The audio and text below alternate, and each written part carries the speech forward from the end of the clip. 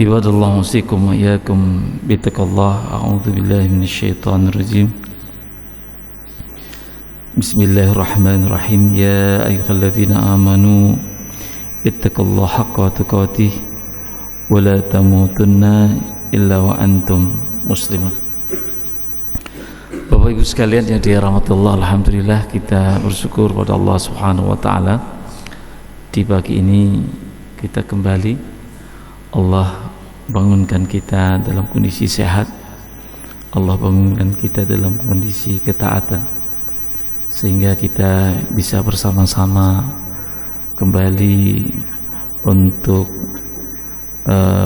mentadaburi ayat-ayat Allah Subhanahu wa taala di pagi ini.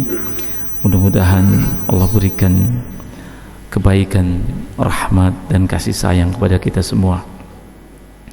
Salawat dan salam kita sampaikan pada Nabi Muhammad sallallahu alaihi wasallam beserta keluarga beliau, sahabat-sahabat terbaik beliau yang senantiasa mendampingi Nabi Muhammad sallallahu alaihi wasallam dalam menegakkan la ilaha illallah. Baik, Bapak Ibu sekalian, kita kembali lanjutkan tafsir surah Al-Imran. Di pagi ini kita masuki ayat yang ke 149 ya. Bapak Ibu sekalian yang dirahmati Allah, di ayat sebelumnya ya kita disampaikan, Allah menyampaikan berkaitan dengan bagaimana kita tidak boleh mundur kaum muslimin ya dalam perjuangan. Ini pas sekali ya, ayat-ayatnya tentang jihad semua nih. Kita tidak boleh mundur ketika menghadapi sebuah ujian berat ya, ujian yang menimpa kaum muslimin, pasukan-pasukan Islam ya. Allah Subhanahu wa taala menggambarkan tentang betapa banyak Allah katakan ya, para nabi dan orang-orang yang berperang bersamanya itu menghadapi beban berat ya, pembunuhan ya. Akan tetapi tidak melemahkan mereka dalam perjuangan itu, tidak melemahkan mereka berkaitan ujian berat yang menimpa mereka.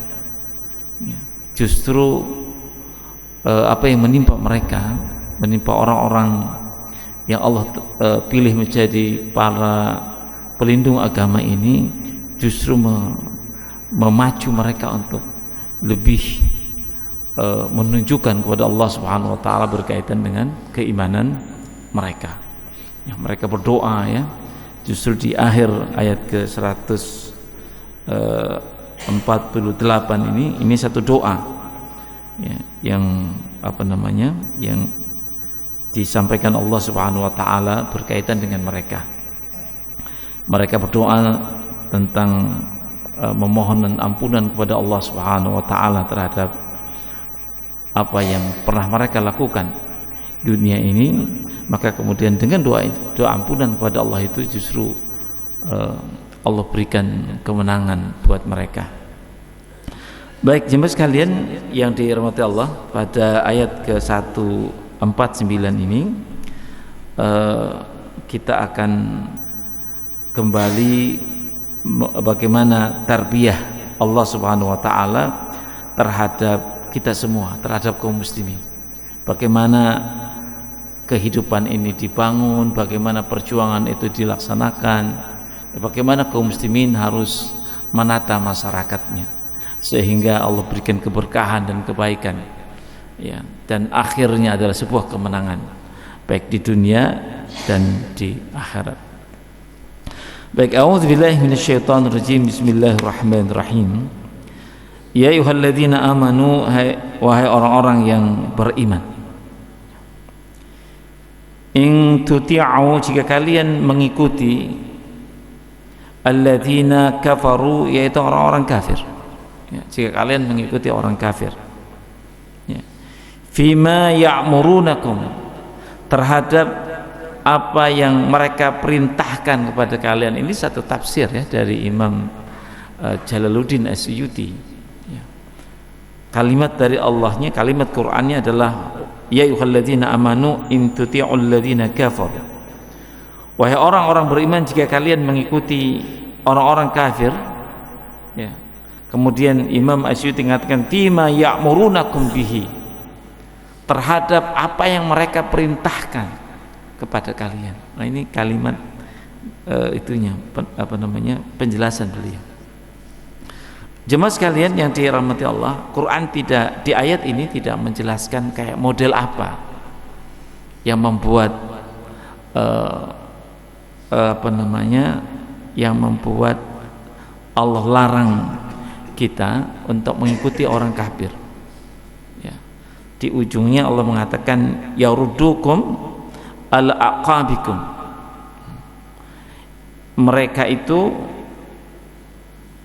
membalikkan kalian al-aqabikum. Aqabikum itu tumit-tumit, tapi di sini adalah bahasa khiasan ya, maksudnya kalian murtad ya. Mereka mengembalikan kalian kepada kemurtadan. Kalian murtad kalau mengikuti mereka, itu bahasa kitanya. Jadi Allah Subhanahu wa taala mengatakan, wahai orang beriman, jangan mengikuti orang kafir ya. Mereka itu akan memurtadkan kalian. Ini terasa sebenarnya kalimat ini. Ya, kalau kita perhatikan ya. Umat Islam secara dunia jemaah sekalian memang jumlahnya meningkat. Berapa sekarang? Hampir 2 miliar ya. Namun secara amalan ikhwah, itu nyaris dunia Islam itu tidak terlepas dari apa yang diinginkan Barat terhadap kaum muslimin. Bapak Ibu semua bisa data tuh, bisa data mana sih umat Islam tidak mengikuti mereka, ya kan? Gitu. Mana umat Islam tidak mengikuti mereka? Ya. Kalimat Quran, ya, yarudukum, mereka mengembalikan kalian al-aqabikum, kepada kemurtadan. Kalau kita data jemaah sekalian yang dirahmati Allah, apa yang menjadi program Barat, orang-orang kafir ya, itu semuanya adalah dalam rangka bagaimana umat Islam itu meninggalkan agama gitu. Contoh ya, kebangkitan industri di Eropa abad 16 ya, itu menggaungkan tentang sistem sekulerisme ya, sekulerisme, liberalisme kembali kepada kapitalis. Itu abad 16. Bagaimana Inggris dimulai, Prancis yang tadinya Kristen sendiri, itu slogan kembali kepada kitab suci itu kuat sebelumnya. Tapi ketika terjadi revolusi Inggris, itu di sebenarnya tokoh-tokohnya ada tokoh-tokoh Yahudi itu ya, juga di Prancis, itu Eropa nyaris Injil sudah tidak menjadi bagian dari kehidupan kecuali di gereja. Jadi Injil hanya dikaji di gereja, tidak boleh masuk pada ranah politik. Dan ini kemudian dikembangkan oleh penjajah-penjajah di negeri-negeri Islam. Sampai sekarang Bapak Ibu sekalian, tidak ada negeri Islam yang tidak lepas di konsep ini. Sampai sekarang tidak ada kaum muslimin yang tidak tercengkram dengan konsep ini gitu. Padahal ini berbahaya ya. Ini bisa membuat kaum muslimin meninggalkan agama, dan terasa sekali ya. Negeri-negeri Islam nyaris gaung liberalismenya luar biasa. Jangankan negeri kita, negeri-negeri Timur Tengah sendiri yang dekat dengan poros Islam, Saudi Arabia misalkan, Uni Emirat Arab, Qatar, ya kan, menjadi tempat bagaimana bangsa-bangsa Barat menghabiskan waktu di sana. Ada tempat-tempat hiburan yang luar biasa bebas. Dan ini sudah disinyalir oleh Quran 1400 tahun yang lalu. Ya, jadi wahai orang-orang beriman, Allah katakan, jika kalian mengikuti orang-orang kafir tepat ya, yarudukum, mereka mengembalikan kalian kepada pemurtadan ya. Jadi kalian bisa murtad ya jika mengikuti apa yang mereka inginkan kepada kita semua. Kalau di sini ilal kufar ya, jika kalian mengikuti mereka, kalian itu bisa murtad, bisa kafir dari agama kita semua.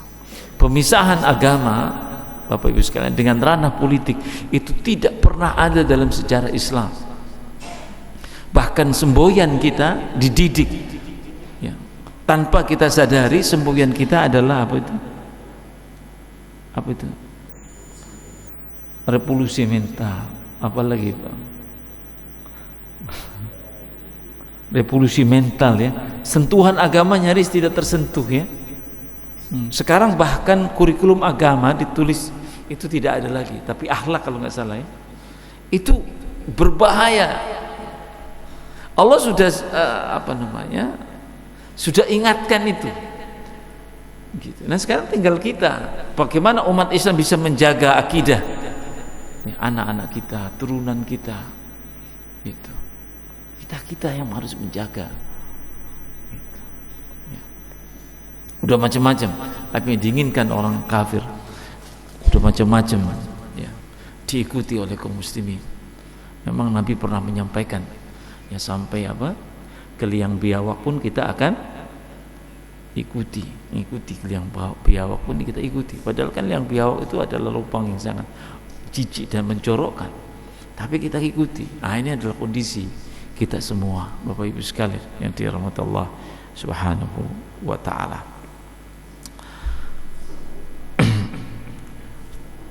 Jika kalian ya ayyuhalladzina amanu in tuti'ul ladzina kafaru yarudukum ala aqabikum, kalian akan mundur, kalian akan murtad, kufur ya.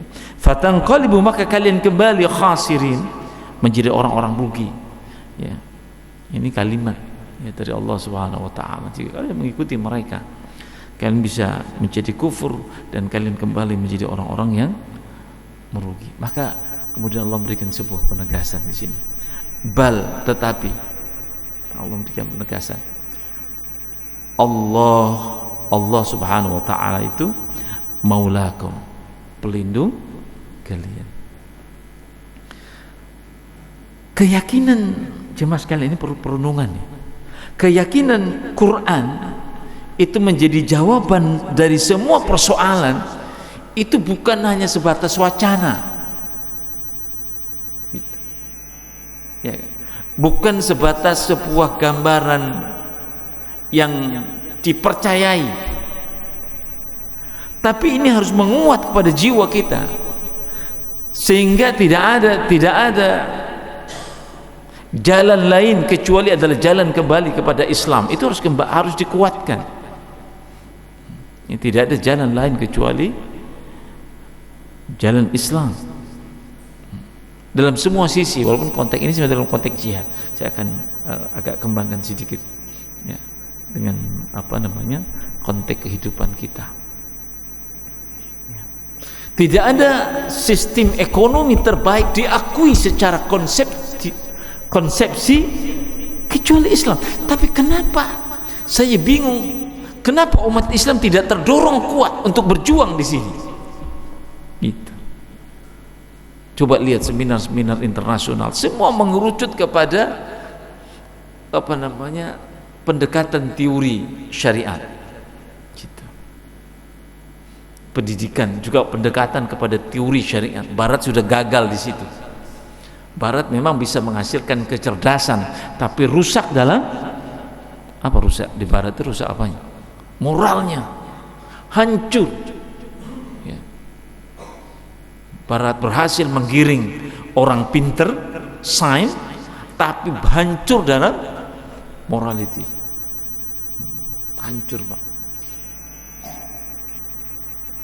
Nah, jemaah sekalian, Islam sudah menawarkan kepada kita semua. Tentu saja jemaah sekalian, ini bukan hanya sebatas wacana sebenarnya. Ya. Gitu. Bahkan ayatnya sering kita baca, Syahrul Ramadan alladzi unzila fihil Quran hudal linnas, dia petunjuk bagi manusia. Ini kalimatnya hudal linnas, bukan hudalil muslimin misalkan, tapi petunjuk bagi seluruh manusia, dan itu diakui. Saya ingin sedikit kita mengajak berpikir untuk kita semua, insya Allah menjadi pejuang-pejuang agama. Barat mengakui, Barat itu sebenarnya tidak ada kalau tidak ada Islam, diakui. Ya. Mereka berbondong-bondong belajar ke Baghdad, berbondong-bondong belajar ke ke Cordoba. Baru kemudian Barat berkembang. Teori dasar sains itu semuanya dari Islam semuanya. Ya. Teori sosiologi, antropologi semua berasal dari Islam. Barat belajar mengambil itu, tapi mereka mengambil tidak dibarengi dengan keimanan. Mereka mengambil tidak mengambil dari keimanan, maka mereka mengambil kebangkitan. Mereka kebangkitan adalah kebangkitan hanya di bidang fisik. Beda dengan Islam. Islam bangkit dengan jiwa. Manusia tinggi ilmu pengetahuan, dan juga manusia para perindu surga, itu dalam Islam. Di Barat mereka tinggi pengetahuan, tapi mereka mendustakan agama. Ini beda. Seperti itu. Ya. Jadi ini yang ditawarkan agama, jemaah sekalian. Ya. Ya, kita ditawarkan oleh Islam, ditawarkan oleh agama. Al-Quran menawarkan ini kepada kita semua dalam semua sisi. Ya. Balillah, kan, tetapi Allah Subhanahu wa taala maulakum nasirukum, dia menjadi petolong kalian dalam semua aspek. Ya. Seperti itu. Wa huwa, dan dia itu khairun nasirin, dia itu adalah sebaik-baiknya penolong. Ya, fa'ati'uhu, maka ikutilah Allah Subhanahu wa taala dunihim, bukan orang-orang kafir. Nah, sekarang dunia kita sedang berbondong-bondong mengikuti orang-orang kafir, ya, mengikuti gaya mereka, ya, menciptakan banyak tempat hiburan, seakan-akan hiburan itu adalah tempat kita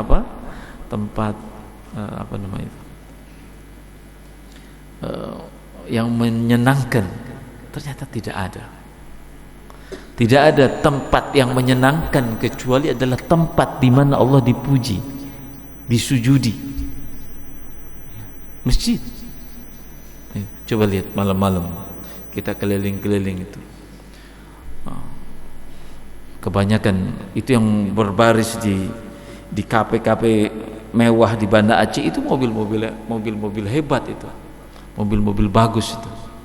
Tapi kenapa kita tidak suka di rumah? Kemewahan ternyata sudah bukan intinya, bukan yang dicari sebenarnya, hanya diinginkan, tapi tidak dibutuhkan sebenarnya. Allah sudah menetapkan di jiwa kita agama itu yang manusia butuhkan. Cuma kadang-kadang saya merasa juga itu. Kadang-kadang ketika kita nggak ada, ya kita aduh kan gitu ya, terasa seperti aduh nih. Padahal kita punya itu, kita punya sesuatu yang besar di jiwa kita. Apa itu? Agama kita miliki. Kenapa kemudian kita merasa tidak punya? Ini yang saya lihat ini dunia Islam. Saya punya kawan-kawan yang suka ngobrol, ya. Nah, awal-awal tsunami dulu kami banyak kawan dari beberapa negara itu. Kita umat Islam punya sesuatu yang besar, itu agama. Barat tidak miliki itu. Cuma kita terpengaruh ya dengan informasi seakan-akan dunia itu segalanya, padahal dunia itu tidak ada. Dunia tidak ada. Dunia itu seperti kita ngejar bayangan kita. Pernah dapat nggak kita kejar bayangan? Nggak pernah akan dapat.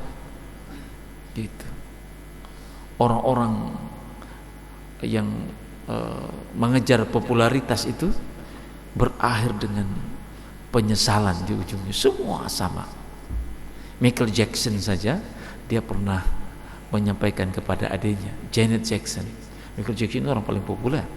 Dia katakan, ternyata katanya without religion life is nothing. Ini kalimat Michael Jackson. Tanpa agama ternyata hidup adalah tidak ada apa-apanya. Gitu. Janet Jackson itu masuk Islam.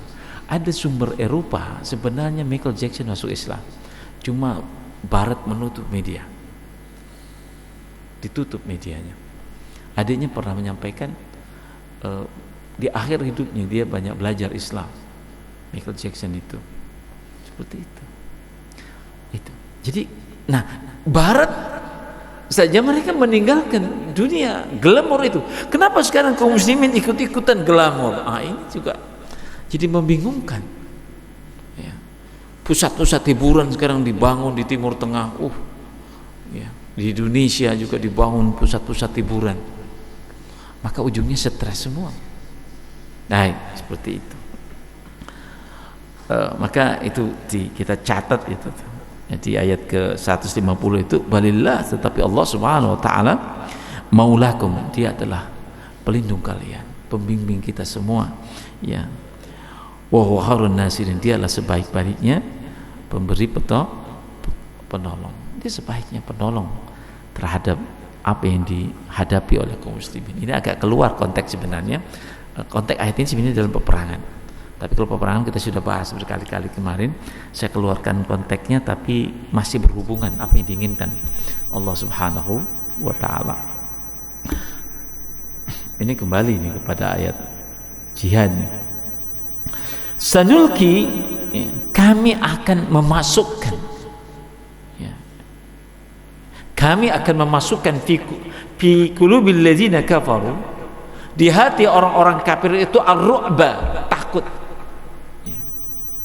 Nah, bisa bayangkan ya, banyak ada beberapa video yang ditampilkan di Israel sendiri, ya, ditampilkan ada satu wajah tentara Israel yang begitu ketakutan. Kami berhadapan dengan pasukan apa katanya? Hantu, ya kan? Allah berikan takut sebenarnya. Cuma umat Islamnya nih, ya Allah. Umat Islamnya. Ini cuma Israel menghadapi 30.000 pasukan Hamas. Guncang mereka. Ketakutan, kotar-ketir mereka. Gitu. Dan Allah sudah ingatkan, sanulqi fi qulubil ladzina kafaru ru'ba. Cuma mereka juga paham apa yang membuat umat Islam juga takut dengan mereka. Apa itu? Cinta dunia, takut. Ini juga penyakit ini diekspor mereka kepada kaum muslimin. Gitu. Kecintaan dunia, kita berlomba dengan dunia. Bahkan tingkat perceraian tertinggi itu gara-gara dunia. Gara-gara apa? Dunia. Ada cerita, saya di poligami pun ikhlas, yang penting kaya raya. Kan itu kan? Saya seperti itu. Rata-rata cara berpikir kita itu kepada apa? Kepada ekonomi. Gitu. Ya. Ya. Jadi begitu kuat sekali ketergantungan kita kepada materialis ekonomi. Ya. Dulu itu yang dipuja itu, kalau kita cerita sahabat, yang dipuja itu hartanya apa? Kebaikannya kan? Abdurrahman bin Auf itu dipuji bukan karena hartanya, tapi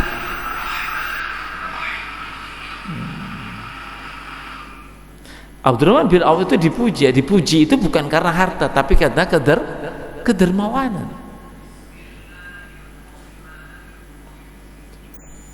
Jadi semuanya pujian itu dulu, kalau dulu cerita itu dulu adalah kalian perjuangan, kedermawanan, kebaikan, kesolehan. Ini sekarang jarang lagi yang disebutkan di sini. Jarang yang diungkap, ya, jarang diungkap kebaikan, kesolehan itu jarang disebutkan. Yang disebutkan sekarang popularitas, seperti ya. Baik, ya. Ya, sanulqi fi qulubil ladzina kafaru, Allah katakan kami masukkan kepada hati orang-orang kafir, ya, ar-ru'ba, rasa takut, ya, rasa takut. ketakutan terhadap di kehidupan ini, atau takut terhadap peperangan menghadapi kaum muslimin. Rasa takut yang kuat, ya, yang Allah susupkan kepada hati mereka. Kenapa Allah katakan bima asyraku, terhadap apa yang mereka sekutukan, ya, bisababi israkihim, disebabkan penyekutuan mereka. Kalau pada tafsir klasik itu lebih menjelaskan persekutuan ibadah mereka. Ya, orang-orang musyrik itu, kalau ini kan perang Uhud, orang musyrik itu adalah orang yang menyekutukan Allah pada berhala, dol, ya. Mereka menyekutukan. Jadi Allah menyinggung jemaah sekalian, yang membuat mereka takut menghadapi kaum muslimin, menghadapi kematian, karena mereka adalah orang-orang musyrik. Kalau konteks orang-orang musyrik dulu, mereka adalah penyembah berhala. Kalau konteks sekarang orang Yahudi Nasrani, mereka musyrik, tidak berhala lagi dibentuk, tapi musyrik meninggalkan penyembahan kepada Allah, kepada penyembahan terhadap materi. Materi itu, dunia itu menjadi segalanya bagi mereka, maka mereka takut. Maka orang Islam dalam berjuang itu mencari kematian, mereka mencari kehidupan. Maka mereka takut, sembunyi. Coba lihat tentara-tentaranya, sembunyinya luar biasa. Tapi tentara-tentara muslim, coba lihat, nampak mereka santai dalam peperangan. Allah berikan guncang kepada mereka, tapi ketenangan kepada kaum muslimin. Ini betul dilatih, ya. Kita butuh latihan tenang dalam kesederhanaan. Kalimat-kalimat ini selalu kita munculkan. Kan sering, ya, kita lihat kalau kekayaan itu lihatnya ke atas ke bawah. Kemana? Kekayaan lihat kemana? Ke bawah ke atas? Kok ke atas? Ke bawah. Kok ke atas? Kalau ketaatan lihatnya orang lebih tinggi dari kita. Ya, itu kalimat yang sering diungkap itu. Tapi pada prakteknya kita apa? Kekayaan lihat tetangga belum motornya, gitu, ya. Tetangga sudah beli, makanya nggak aman di situ. Udah beli motor, ganti lagi mobil, tambah tidak, nggak nyaman.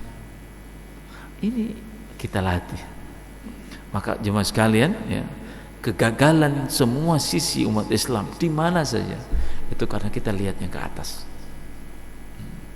Berjatuhan para dai di daerah karena lihatnya juga ke atas. Apa yang didapatkan para dai ketika dia dakwah di kampung-kampung, di gunung-gunung, nggak dapat apapun.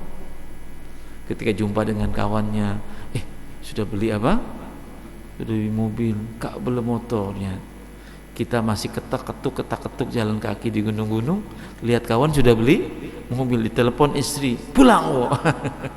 Maka gagal. Saya kemarin jumpa dengan orang perbatasan sana, kebetulan dia khotbah di At-Taqwa.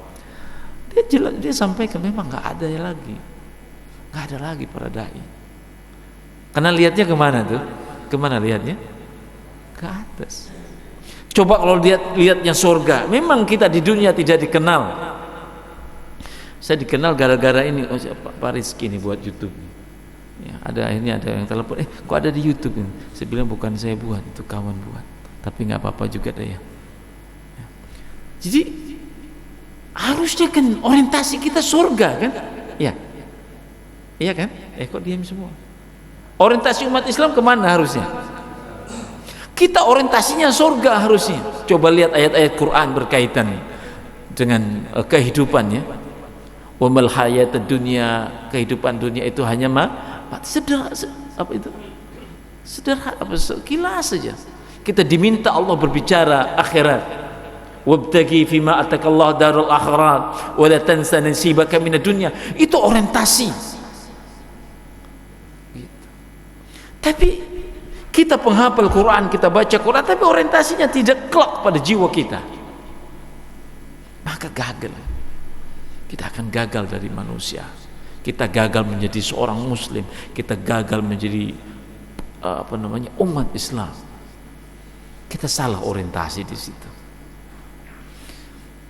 Saya teringat ada dokter profesor yang bukan profesor, syekh besar dalam bidang keagamaan ya. Ahmad Didat ya, orang Afrika beliau. Orang Afrika Pak, dia kerja di Kedai tadinya. Ya. Dia dihina agamanya. Itu dia kemudian berniat membalas hinaan itu dengan kajian ke orientasi lintas agama. Dia tidak ada niat sedikit pun untuk menjadi orang terkenal. Niat dia adalah apa? Bagaimana Islam itu diselamatkan di Afrika. Niatnya cuma itu. Tapi dia kemudian menjadi orang paling terkenal dalam dunia perdebatan lintas agama. Allah kalau mengangkat derajat terkenal ya terkenal. Saya teringat Ustaz Abu Somad dia cerita.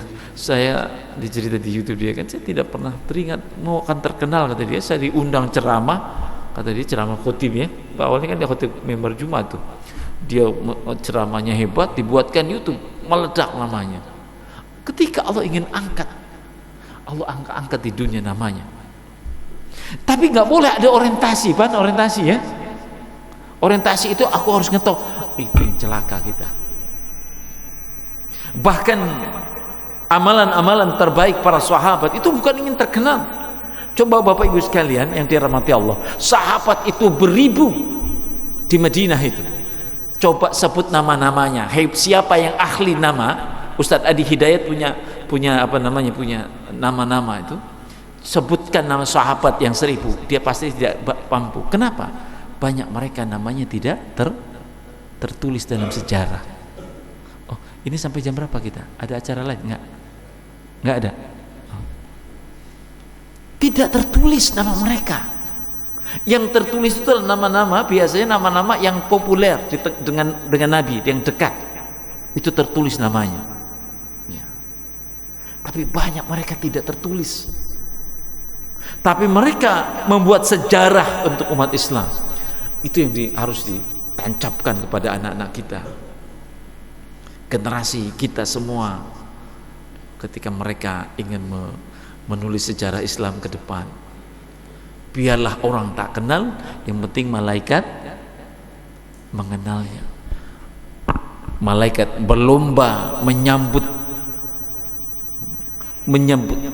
menyebutkan nama-namanya di langit, walaupun manusia tidak mengenalnya. Itu harus banyak diberikan tausih terhadap kita semua berkaitan dengan ini, supaya kita tidak merasa terasing ketika kita miskin. Jangan. Allah ingin melihat kita menjadi orang sabar dalam kemiskinan. Allah akan melihat semua gerakan kita dengan dengan kasih sayangnya. Ketika kita tidak punya, kita sabar, itu membuat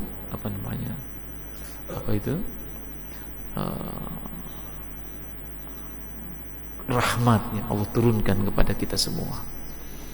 Ini harus dimunculkan sifat-sifat seperti ini supaya kita tidak guncang ketika menghadapi berbagai ujian yang Allah timpakan, yang Allah berikan kepada kita semua, untuk tetap tenang dan bersabar. Baik. Ya, jadi apa yang membuat mereka itu ru'ba, takut ya. Itu bima asyraku, dikenakan mereka adalah orang-orang melakukan kesyirikan. Mereka kesyirikan bisababi israqihim,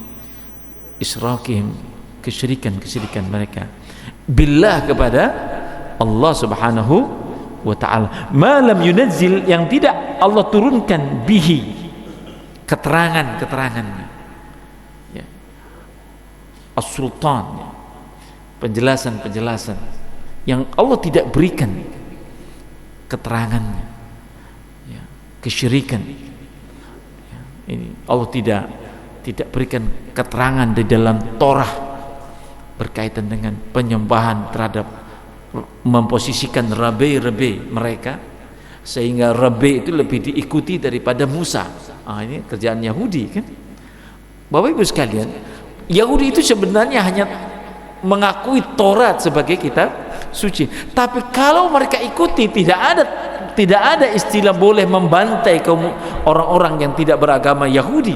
Nggak ada dalam Torah. Itu semuanya dalam Talmud. Talmud itu karangan-karangan Rabai. Gitu. Maka Allah Subhanahu wa taala mengatakan malam yunazzil bihi sultan. Tidak ada keterangan kesyirikan itu di dalam kitab. Tidak ada keterangan yang Allah turunkan kepada mereka. Enggak ada. Penyembahan terhadap Yesus Kristus ada di dalam Injil? Enggak ada. Satu pun kalimat, makanya Dr. Zakir Naik ya, dia tantang mana ayat berkaitan dengan suruh sembah ya? Enggak ada suruh sembah Yesus itu. Yang ada adalah perkataan Paulus. Maka Allah langsung buat statement. Mana keterangan itu? Memang tidak ada. Gitu. Ya tidak ada. Kemusyrikan itu semuanya dibuat-buat oleh kita semua. Juga sama ya buat kita. Tidak ada keterangan bahwa dunia ini membuat kita bahagia. Nggak ada. Dunia ini justru kalau kita tidak ikutkan iman akan menjadi masalah. Kita ini suami-suami harus berikan selalu di telinga istri-istri kita. Gitu. Agama ini membuat indahnya rumah tangga, bukan harta. Seperti itu. Jadi perempuan itu kan ini. Sebenarnya perempuan itu lembut hatinya. Gitu. Maka banyak sampaikan indahnya kehidupan akhirat ke istri-istri kita supaya tidak banyak meminta dengan dunia. Ingat kan dibisikkan pas mau tidur, yang cuma bisikan sayang saja ya, bisikan tentang indahnya hari akhir, biar istri kita tenang menghadapi kehidupan ini. Maka Allah Subhanahu wa taala, jemaah sekalian ya, ini terakhir kalimatnya, statementnya, wa ma'wahum an-nar ya, tempat balik mereka adalah apa? Neraka. Bi'sa ya, tempat yang sangat yang bi'sa itu yang buruk ya, maswal zalim, tempat kembali. Jadi orang-orang kafir, orang-orang yang penyekutuan Allah, orang-orang yang membuat perserikatan kepada Allah Subhanahu wa taala itu, wa ma'wahumun nar wa bi'sa maswal zalimin. Itu tempat kembali mereka adalah neraka, tempat yang paling buruk bagi mereka semua. Kita berlindung dari mereka, berlindung dari upaya syaitan menjerumuskan kita kepada sifat-sifat mereka. Dan mudah-mudahan Allah terima amal ibadah kita semua. Masih ada waktu? Silakan tanya. Ada yang tanyakan, diskusikan, silakan. Nih kok dingin semua? Silakan.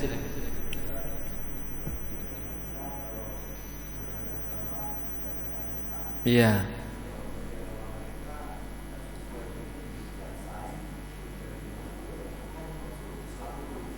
Terus?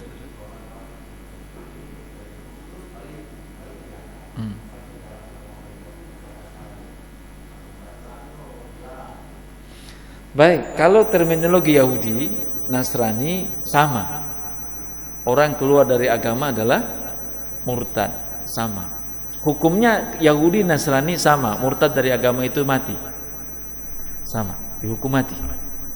Ya, hukumnya sama. Yahudi, murtad dari Yahudi juga hukum mati setelah 3 hari diberikan waktu untuk berpikir. Nasrani juga sama. Di Islam juga sama. Orang murtad itu misalkan kasih waktu untuk merenung. Ya, kalau dia yakin ya dihukum mati, ya dia harus jumpai Allah dengan keyakinannya itu. Ya, tapi rata-rata dalam Islam hukuman mati itu jarang dikerjakan karena kasih 3 waktu itu rata-rata orang-orang murtad itu kembali ke Islam. Karena rata-rata masuk Kristen atau masuk Yahudi, orang Islam itu bukan karena kajian, Pak, tapi karena kepentingan. Kayak Saifuddin Ibrahim ya, sampai kabur ke Amerika itu orang udah paham dia karena memang dia punya kepentingan lain dengan orang-orang Kristen gitu. Dia punya kepentingan kehidupannya, rata-rata seperti itu. Maka dalam Islam itu hukumnya tegas.